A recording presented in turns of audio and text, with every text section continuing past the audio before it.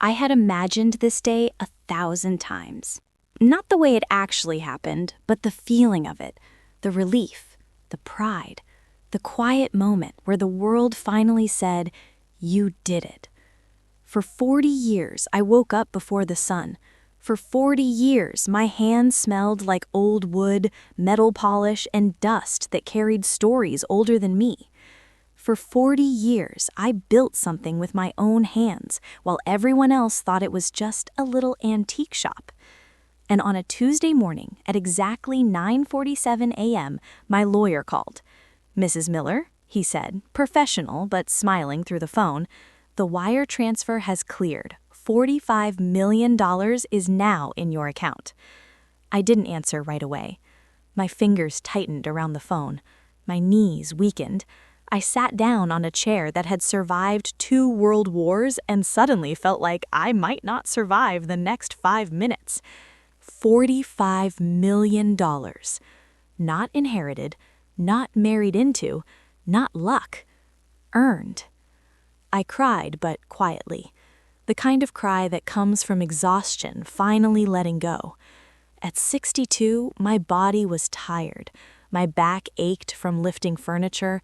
My eyes burned from decades of examining signatures and hallmarks under harsh light. But my heart felt lighter than it had in years. Robert and I could finally live. We had postponed everything for later. Later when the business stabilized. Later when the mortgage was paid. Later when things slowed down. Later had finally arrived. I didn't want to tell him over the phone. This wasn't a phone call moment. This was a look him in the eyes moment. I grabbed my purse, the one Robert had given me for our 35th anniversary, real leather, my initials embossed in gold. Inside it, I carefully placed the folder with the sale documents.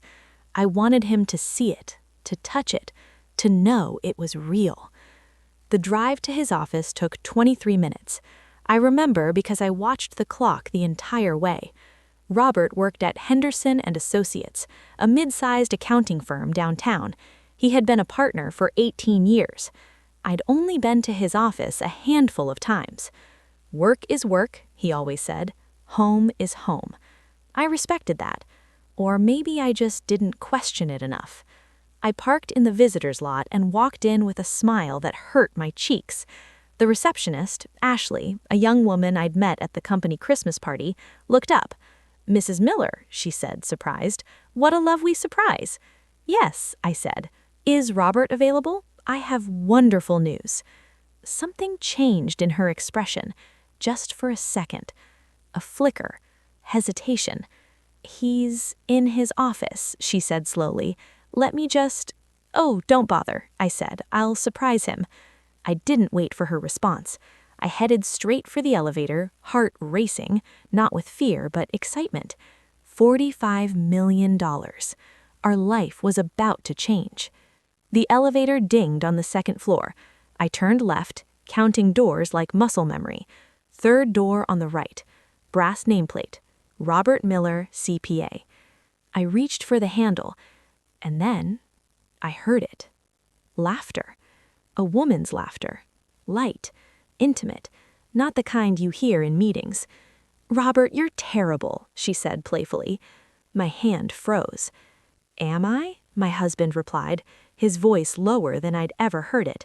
"You didn't seem to think so an hour ago." An hour ago. I glanced at my watch. 10:15 a.m. The folder in my purse suddenly felt like it weighed 1,000 pounds. I should have knocked. I should have walked away. Instead, I opened the door. Robert stood by the window, tie loosened, sleeves rolled up. Beside him stood Melissa Crane. I knew her. Everyone did. Marketing director, 42, divorced, perfect hair. She'd been at every company event for 5 years. I'd complimented her shoes, asked about her son's baseball games. They were standing close, too close. The color drained from Robert's face. "Dorothy," he stammered, what are you doing here?" "I wanted to surprise you," I said. My voice didn't sound like mine. "I have news." Melissa stepped back, but not far enough. "This isn't," Robert began. "We were just reviewing quarterly projections." I looked at the table. No papers, no laptop, just 2 coffee cups. "How long?" I asked. "Dorothy, please." "How long, Robert?" He sat down heavily. 3 years. 3 years. In my head, moments rearranged themselves. Our daughter's wedding, my mother's funeral where he held my hand the entire service, family holidays, anniversaries. "I sold the business," I said suddenly. "What?" he asked, confused. "The antique shop. I accepted the offer. The money cleared this morning." I watched his face carefully. Surprise. Then something else. Calculation. "How much?" he asked. Not, "Are you okay?" Not, "I'm sorry." Just, "How much?" And in that moment, I realized something. He had cheated for 3 years, but he had forgotten one thing, something that would change everything. For a few seconds, the room was silent. Not the peaceful kind of silence, the kind that presses against your chest until breathing feels like work. "How much?" Robert asked again. I stared at him. 37 years of marriage, and that was the question. Not, "Why are you here?" Not, "How can I fix this?" Not even, "Please don't leave me." Just numbers. "The full asking price," I said calmly. $45 million. His eyes widened.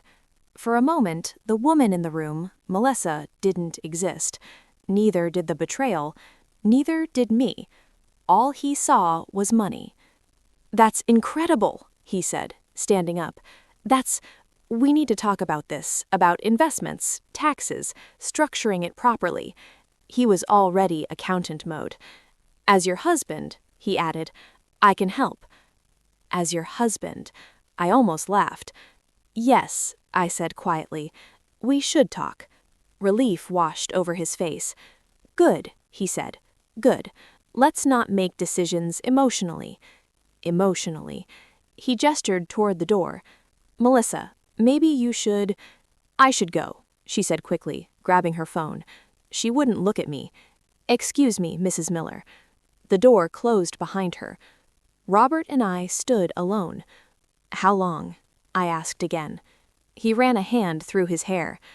"Dorothy, it just happened." 3 years doesn't happen, I said.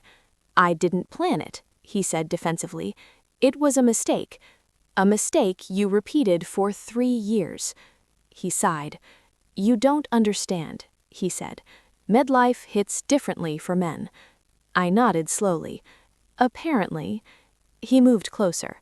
"I love you," he said. "That never changed." I looked at him, really looked at him. At 64, his hair was thinner. Lines etched his face deeper than before. I wondered how many times he'd said those same words to her. "I need time," I said. "Of course," he replied quickly. "Take all the time you need." Not because he cared, because he thought he was safe. I walked out without another word. I didn't take the elevator. I couldn't bear being trapped in a small space. I sat in my car for 20 minutes, staring at nothing. Then I drove straight to my lawyer. Bernard Chen had handled my business affairs for 15 years. He was sharp, calm, and, most importantly, honest. When I walked in without an appointment, his secretary raised an eyebrow. "Send her in," Bernard said. He took one look at my face and closed the door. "What happened?" I didn't sit down. "I need you to tell me something, and I need you to be honest. Always." "The antique business," I said slowly. "I started it before I married Robert, with my own money. I ran it alone. I never put his name on anything." Bernard leaned back. "Legally, it was always yours." My chest tightened. "The money from the sale?" He said carefully. "Likely your separate property. South Carolina is an equitable distribution state, not community property." I exhaled. "But," he continued, "divorce makes everything messy." "What if there's adultery?" I asked. Bernard's eyes sharpened. "How long?" 3 years. Do you have proof? Not yet, but I can get it. He studied me. Is this really what you want? 37 years is a long time. I swallowed. What I wanted, I said, was to celebrate with my husband. Bernard nodded once. Then we move carefully. That night, Robert came home early. Dorothy, he said, we need to talk about the money. There it was again. The money. I've been thinking, and I should be involved. You've never managed that kind of sum before. I turned off the stove. You want to control it, he corrected. Manage it. There's a difference. I looked at him. Actually, I said quietly, there isn't. His jaw tightened. That money is a marital asset. No, I said, it's not. He froze. What?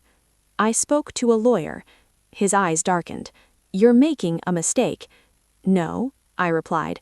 I'm finally seeing clearly. He stepped closer. You can't do this. I supported you all these years. I met his gaze. You supported yourself. That was when I saw it. The man I thought I knew was gone, and the man standing in front of me was someone I didn't recognize. I didn't tell Robert what Bernard had said. That was the first lesson Bernard taught me that day. Never show your hand too early. So I smiled, I nodded, I acted like a woman confused, hurt, unsure. And while Robert thought I was processing, I was preparing. That night, as he slept beside me, I stared at the ceiling and realized something terrifying. I had trusted a man for 37 years, and I had never truly known him. The next morning, I called Ashley, the receptionist. I didn't accuse her, I didn't threaten her. I invited her to lunch. She looked nervous when we sat down at a small cafe near the harbor. She stirred her iced tea over and over again without taking a sip. Ashley, I said gently, I know you know something. Her eyes widened. I'm not angry, I added quickly, but I need the truth. She looked around, then leaned forward. Mrs. Miller, she whispered, everyone at the office knows. The words hit harder than any slap. They've been together for years, she continued. They go to lunch every Thursday. They take conference trips together. My hands were steady. Did you ever see anything? I asked. She nodded. Last Christmas party, she said quietly, I saw them kissing in the parking lot. I thanked her. Then I hired a private investigator. His name was Marcus Webb, retired police detective, calm, professional. You're not being vindictive, he told me. You're being smart. For a week, Marcus followed them. What he found was worse than I imagined. A condo in Mount Pleasant, hotel rooms, jewelry receipts, and then the video. Robert's hand on her face, the same gesture he once used on me. While Marcus gathered evidence, I did something else. I opened a new bank account. Robert had always handled our finances. I trusted him. That trust had been misplaced. I discovered withdrawals I couldn't explain, a credit card I didn't know existed, charges in cities I'd never visited. He had been funding his affair with our money. On day 12, Robert came home early. We need to talk, he said. About what? I asked, calmly. The money. Of course. I should be involved, he continued. It's complicated, investments, estate planning. I looked at him. You want control, I said. That's not fair. No, I replied. What's not fair is cheating for 3 years and then demanding access to my life's work. His face hardened. That money is mine, too. That was the moment. The moment I knew there was no saving this. I'm filing for divorce, I said, on grounds of adultery. I have proof. He laughed. You think you can take everything and leave me with nothing? I looked at him. You forgot one thing, I said. What? I was smarter than you ever realized. I packed a suitcase that night. Not because I had to, because I chose to. Robert followed me from room to room, his voice switching between anger and panic. You're overreacting, he said. You'll regret this. You can't do this to me. I didn't respond. I had spent decades explaining myself. I was done. I stayed with my daughter, Christina. She didn't ask many questions. She didn't need to. I always felt something was wrong, she said quietly. I just didn't want to believe it. 2 days later, Bernard filed the divorce papers. Grounds, adultery. Robert hired an aggressive attorney, the kind who talked loudly and smiled too much. They argued everything, that Robert had emotionally supported my business, that his financial stability allowed me to focus on work, that the $45 million was a marital asset. Then Bernard dropped the evidence. Photographs, videos, text messages. The room went silent. But the real damage came later. While reviewing our finances, I discovered something worse, a second mortgage, taken out without my knowledge, using my forged signature. The money? Gone. Invested in a failed real estate deal with one of Melissa's ex-husbands. Forgery, fraud, federal crimes. Bernard leaned across the table. "We're not pressing criminal charges," he said calmly, "as long as Mr. Miller is reasonable." Robert's lawyer stopped talking. The settlement changed instantly. I kept the $45 million. Robert kept his retirement, minus what he'd spent on the affair. We sold the house, split it 50-50. Melissa left him 2 months later. The excitement faded when lawyers and fraud entered the picture. 9 months after that Tuesday morning, the divorce was finalized. I was 63, single, wealthy, and finally, free. When the divorce papers were signed, I expected to feel something dramatic: anger, relief, victory. Instead, I felt calm. The kind of calm that comes after a storm destroys everything weak and leaves only what can survive. At 63, I was single for the first time since I was 25. And yes, I was rich in a way I had never imagined. But more importantly, I was finally in control of my own life. I hired my own financial advisor, not Robert's, a woman named Patricia Hugh, who specialized in helping women who suddenly found themselves wealthy and alone. Together, we made a plan. $20 million went into conservative investments: bonds, index funds, real estate trusts. $10 million went into something deeply personal, a foundation. I called it the Second Chances Foundation. It helped women over 40 start businesses after divorce, widowhood, or financial betrayal. My daughter Christina helped me run it. Watching her step into leadership felt better than any luxury purchase. $5 million I kept liquid, for living, for flexibility. And the remaining $10 million? I lived. I bought the villa in Tuscany. Not rented, bought. A small stone house with a garden overlooking rolling hills. I spent 6 months there learning Italian, making wine with locals, walking to the market every morning. I took that Greek islands trip too, but not on a crowded cruise ship. I chartered a small yacht, invited Christina and the grandchildren. We swam in water bluer than anything I'd ever seen. I paid off Christina's medical school loans, set up trust funds for the grandchildren, not to spoil them, but to support education and opportunity. And yes, I started dating, not looking for another husband, just companionship. Retired professors, artists, a charming Italian baker named Enzo who made the best bread I'd ever tasted. None of it was serious. That wasn't the point. 2 years after the divorce, I was back in Charleston for Christina's birthday. We were having dinner at a restaurant Robert always said was too expensive. As the waiter brought our appetizers, I saw him. Robert, sitting across the room, holding hands with a woman I didn't recognize. He looked older, smaller, tired. Our eyes met.